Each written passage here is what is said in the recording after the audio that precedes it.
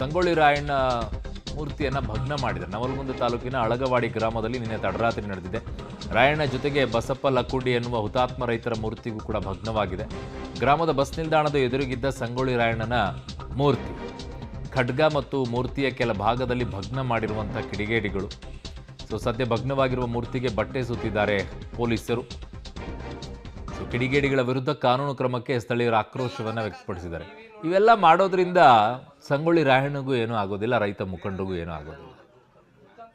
ನಿಮ್ಮ ಮನಸ್ಥಿತಿ ಏನು ಅಂತ ತೋರಿಸುತ್ತೆ, ನೀನು ಯಾವ ಕೀಳುಮಟ್ಟದಲ್ಲಿ ಇದೆಯಾ ಅನ್ನೋದನ್ನು ತೋರಿಸುತ್ತೆ. ಅವ್ರು ಯಾರು ಮಾಡಿದಾರೆ ಅವರಿಗೆ ಏನಾಗ್ಬಿಡುತ್ತೆ. ಸಂಗೊಳ್ಳಿ ರಾಯಣ್ಣನ ಬಗ್ಗೆ ಇನ್ನೂ ಒಂದಿಷ್ಟು ದೊಡ್ಡ ಅಭಿಮಾನ ಬಳಗನೇ ಇದೆ, ದೊಡ್ಡ ಅಭಿಮಾನಿ ಬಳಗ ಇದೆ.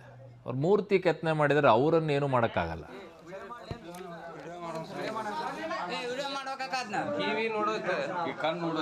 ಸಂಗೊಳ್ಳಿ ರಾಯಣ್ಣ ಮೂರ್ತಿಯನ್ನು ಭಗ್ನ ಮಾಡಿದ್ದಾರೆ. ನವಲಗುಂದ ತಾಲೂಕಿನ